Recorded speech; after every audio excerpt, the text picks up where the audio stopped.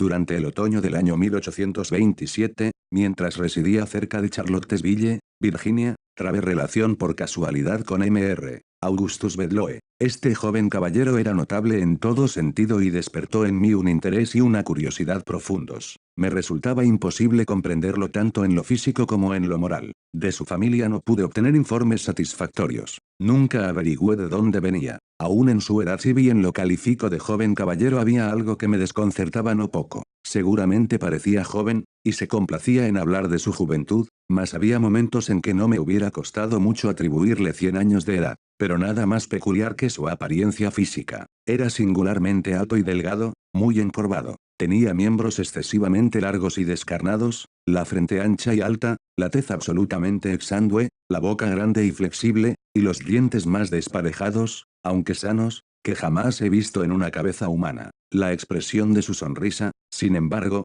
en modo alguno resultaba desagradable, como podía suponerse, pero era absolutamente invariable. Tenía una profunda melancolía, una tristeza uniforme, constante. Sus ojos eran de tamaño anormal, grandes y redondos, como los del gato. También las pupilas, con cualquier aumento o disminución de luz, sufrían una contracción o una dilatación como la que se observa en la especie felina. En momentos de excitación le brillaban los ojos hasta un punto casi inconcebible, parecían emitir rayos luminosos, no de una luz reflejada, sino intrínseca, como una bujía, como el sol, pero por lo general tenía un aspecto tan apagado, tan velado y opaco, que evocaban los ojos de un cadáver largo tiempo enterrado. Estas características físicas parecían causarle mucha molestia y continuamente aludía a ellas en un tono en parte explicativo, en parte de disculpa, que la primera vez me impresionó penosamente. Pronto, sin embargo, me acostumbré a él y mi incomodidad se desvaneció. Parecía proponerse más bien insinuar,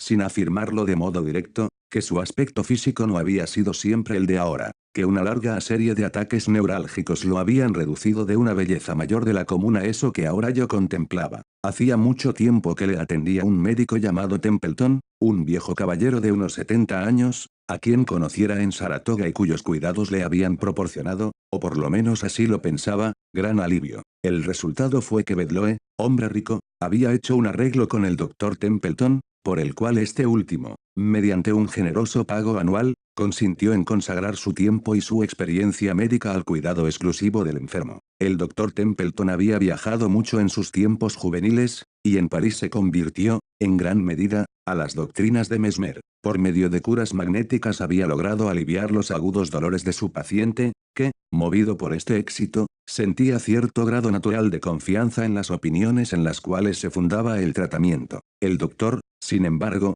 como todos los fanáticos, había luchado encarnizadamente por convertir a su discípulo, y al fin consiguió inducirlo a que se sometiera a numerosos experimentos. Con la frecuente repetición de estos logró un resultado que en los últimos tiempos se ha vulgarizado hasta el punto de llamar poco o nada la atención, pero que en el periodo al cual me refiero era apenas conocido en América. Quiero decir que entre el Dr. Templeton y Bedloe se había establecido poco a poco un rapport muy definido y muy intenso, una relación magnética. No estoy en condiciones de asegurar, sin embargo, que este rapport se extendiera más allá de los límites del simple poder de provocar sueño, pero el poder en sí mismo había alcanzado gran intensidad. El primer intento de producir somnolencia magnética fue un absoluto fracaso para el mesmerista. El quinto o el sexto tuvo un éxito parcial, conseguido después de largo y continuado esfuerzo. Solo en el 12º el triunfo fue completo. Después de este la voluntad del paciente sucumbió rápidamente a la del médico, de modo que, cuando los conocí, el sueño se producía casi de inmediato por la simple voluntad del operador,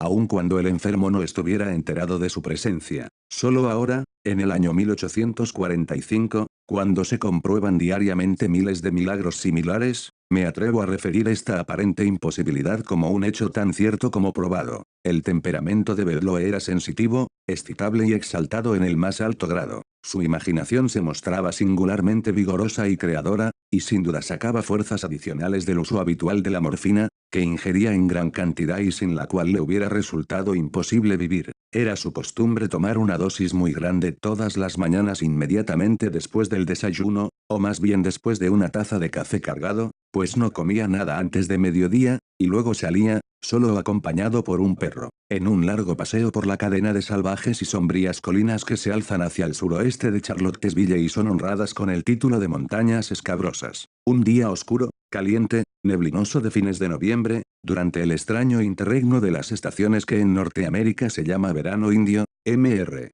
Bedloe partió, como de costumbre, hacia las colinas. Transcurrió el día, y no volvió. A eso de las 8 de la noche, ya seriamente alarmados por su prolongada ausencia, estábamos a punto de salir en su busca, cuando apareció de improviso, en un estado no peor que el habitual, pero más exaltado que de costumbre. Su relato de la expedición y de los acontecimientos que lo habían detenido fue en verdad singular. Recordarán ustedes, dijo, que eran alrededor de las 9 de la mañana cuando salí de Charlottesville. De inmediato dirigí mis pasos hacia las montañas y, a eso de las 10, entré en una garganta completamente nueva para mí. Seguí los recodos de este paso con gran interés. El paisaje que se veía por doquiera, aunque apenas digno de ser llamado imponente, presentaba un indescriptible y para mí delicioso aspecto de lúgubre desolación. La soledad parecía absolutamente virgen. No pude menos de pensar que aquel verde césped y aquellas rocas grises nunca habían sido holladas hasta entonces por pies humanos. Tan absoluto era su apartamiento y en realidad tan inaccesible salvo por una serie de accidentes la entrada del barranco,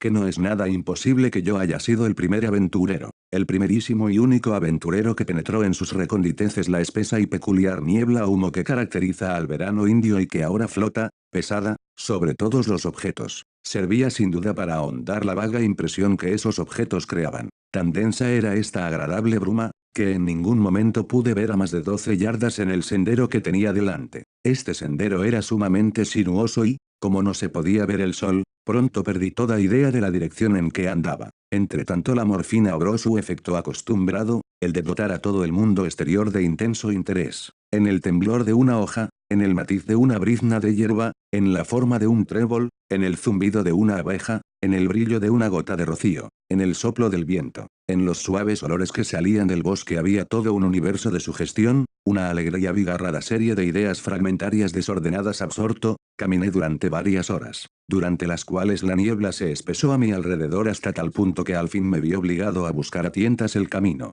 y entonces una indescriptible inquietud se adueñó de mí, una especie de vacilación nerviosa, de temblor. Temí caminar, no fuera a precipitarme en algún abismo. Recordaba, además, extrañas historias sobre esas montañas escabrosas, sobre una raza extraña y fiera de hombres que ocupaban sus bosquecillos y sus cavernas. Mil fantasías vagas me oprimieron y desconcertaron, fantasías más afligentes por ser vagas. De improviso detuvo mi atención el fuerte redoble de un tambor. Mi asombro fue por supuesto extremado. Un tambor en esas colinas era algo desconocido. No podía sorprenderme más el sonido de la trompeta del arcángel. Pero entonces surgió una fuente de interés y de perplejidad aún más sorprendente. Se oyó un extraño son de cascabel o campanilla, como de un manojo de grandes llaves, y al instante pasó como una exhalación, lanzando un alarido, un hombre semidesnudo de rostro atezado. Pasó tan cerca que sentí su aliento caliente en la cara. Llevaba en una mano un instrumento compuesto por un conjunto de aros de acero, y lo sacudía vigorosamente al correr.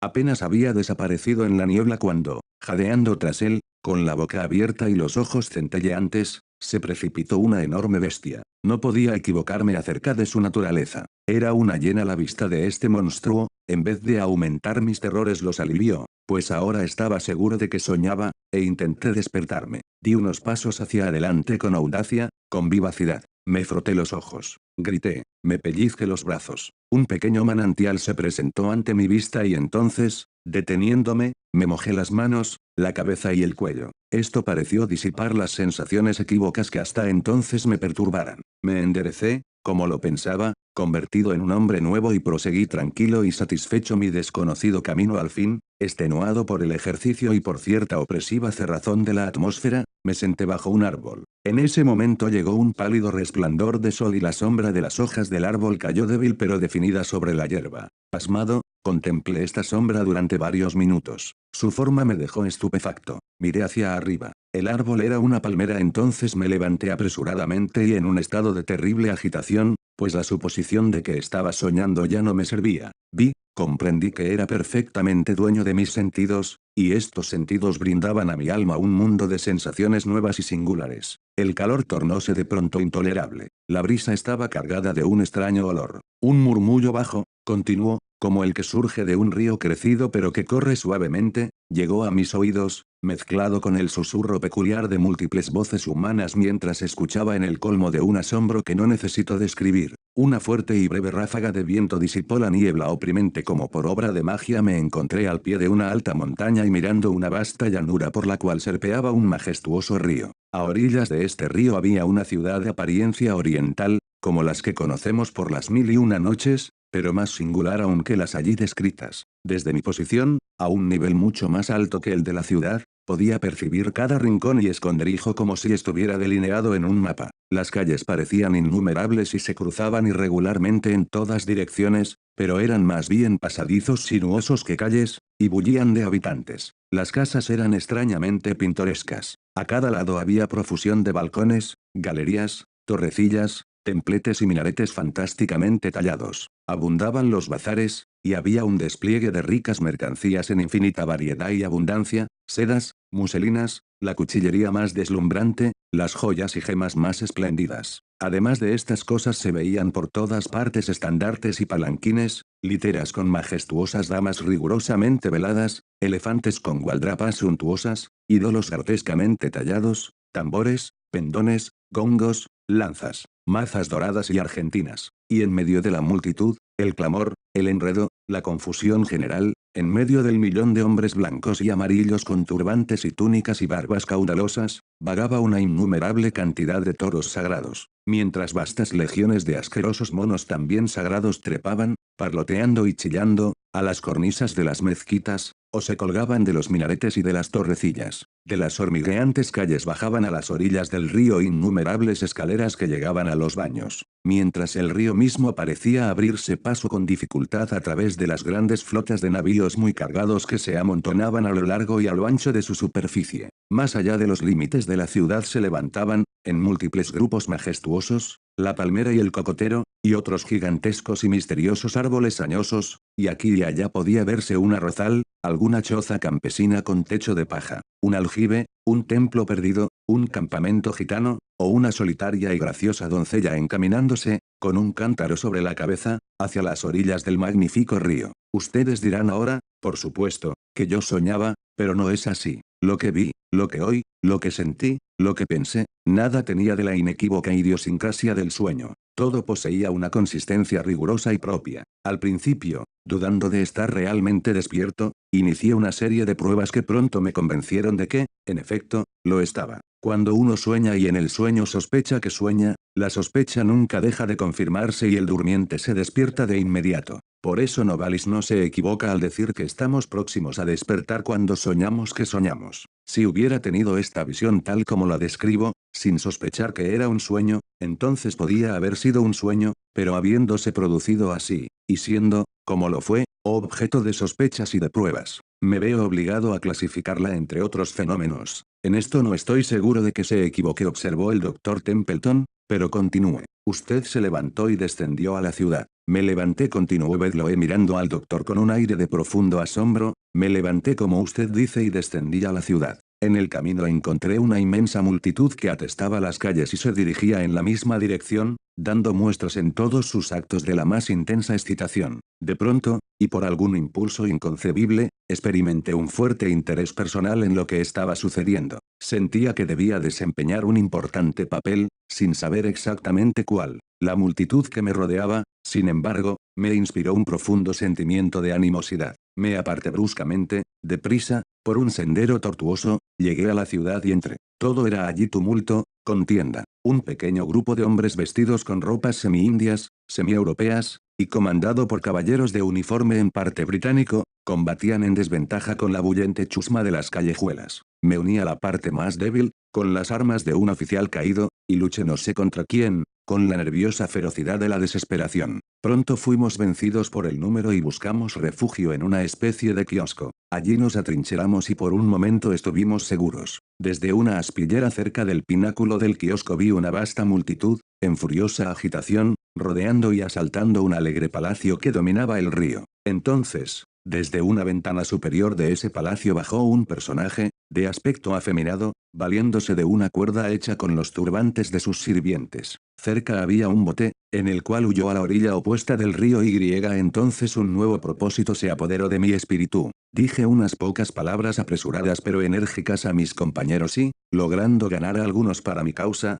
hice una frenética salida desde el kiosco. Nos precipitamos entre la multitud que lo rodeaba. Al principio ésta se retiró a nuestro paso. Volvió a unirse, luchó enloquecida, se retiró de nuevo. Entretanto nos habíamos alejado del kiosco y nos extraviamos y confundimos en las estrechas calles de casas altas, salientes, en cuyas profundidades el sol nunca había podido brillar. La canalla presionó impetuosa contra nosotros, acosándonos con sus lanzas y abrumándonos a flechazos. Las flechas eran muy curiosas, algo parecidas al sinuoso cris malayo. Imitaban el cuerpo de una serpiente ondulada y eran largas y negras, con púa envenenada. Una de ellas me hirió en la sien derecha. Me tambaleé y caí. Una instantánea y espantosa náusea me invadió. Me debatí, jadeando, hasta morir. No puede usted insistir ahora, dije, sonriendo, en que toda su aventura no fue un sueño. No se dispondrá a sostener que está muerto, ¿verdad? Al decir estas palabras esperaba de parte de Bedloe alguna vivaz salida a modo de réplica, pero,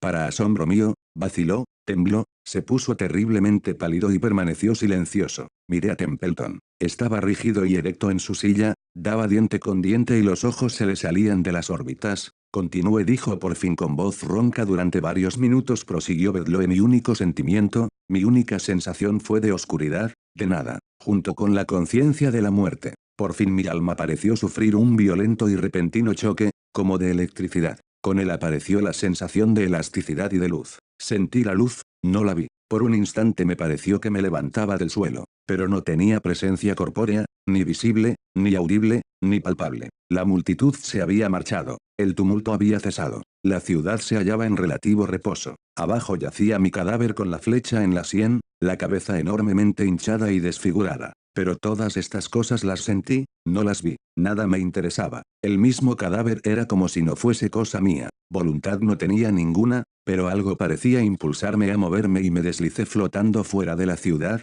volviendo a recorrer el sendero sinuoso por el cual había entrado. Cuando llegué al punto del barranco en las montañas donde encontrar a la hiena, experimenté de nuevo un choque como de batería galvánica. Las sensaciones de peso, de voluntad, de sustancia volvieron. Recobré mi ser original y dirigí ansioso mis pasos hacia casa, pero el pasado no había perdido la vivacidad de lo real, y ni siquiera ahora, ni siquiera por un instante, puedo obligar a mi entendimiento a considerarlo como un sueño. No lo era, dijo Templeton con un aire de profunda solemnidad, y sin embargo sería difícil decir de qué otra manera podría llamárselo. Supongamos tan solo que el alma del hombre actual está al borde de algunos estupendos descubrimientos psíquicos. Contentémonos con esta suposición. En cuanto al resto, tengo alguna explicación que dar. He aquí una acuarela que debería haberle mostrado antes, pero no lo hice porque hasta ahora me lo impidió un inexplicable sentimiento de horror. Miramos la figura que presentaba. Nada le vi de extraordinario, pero su efecto sobre Bedloe fue prodigioso.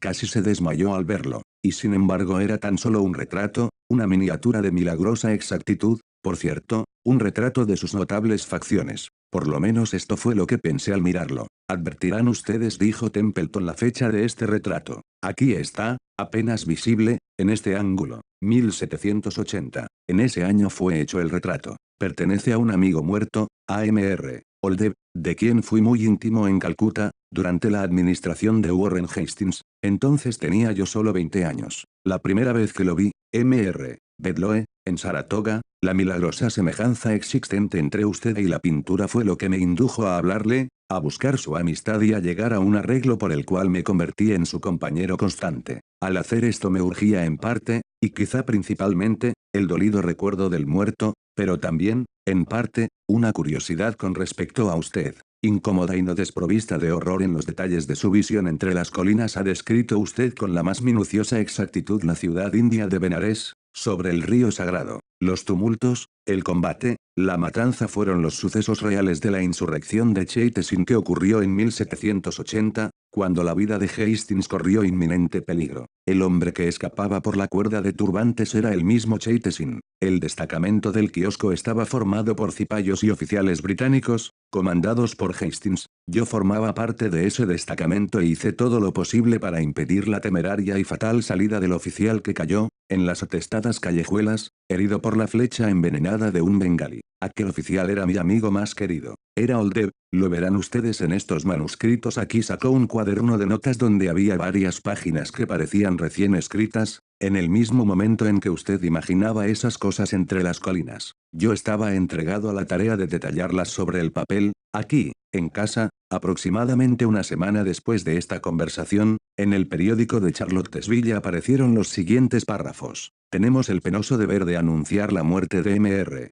Augustus Bedloe, caballero cuyas amables costumbres y numerosas virtudes le habían ganado el afecto de los ciudadanos de Charlottesville. Mr. B había padecido durante varios años neuralgias que con frecuencia amenazaron con un fin fatal, pero esta no puede ser considerada sino la causa inmediata de su deceso. La causa próxima es especialmente singular. En una excursión a las montañas escabrosas, hace unos días, Mr. B tomó un poco de frío y contrajo fiebre acompañada por gran aflujo de sangre a la cabeza. Para aliviar esto, el doctor Templeton recurrió a la sangría local, por medio de sanguijuelas aplicadas a las sienes. En un periodo terriblemente breve el paciente murió, viéndose entonces que en el recipiente de las sanguijuelas se había introducido por casualidad una de las vermiculares venenosas que de vez en cuando se encuentran en las charcas vecinas. Esta se adhirió a una pequeña arteria de la sien derecha. Su gran semejanza con la sanguijuela medicinal fue causa de que se advirtiera demasiado tarde el error. La sanguijuela venenosa de Charlottesville siempre puede distinguirse de la medicinal por su color negro y especialmente por sus movimientos reptantes o vermiculares, que tienen una semejanza muy estrecha con los de la víbora.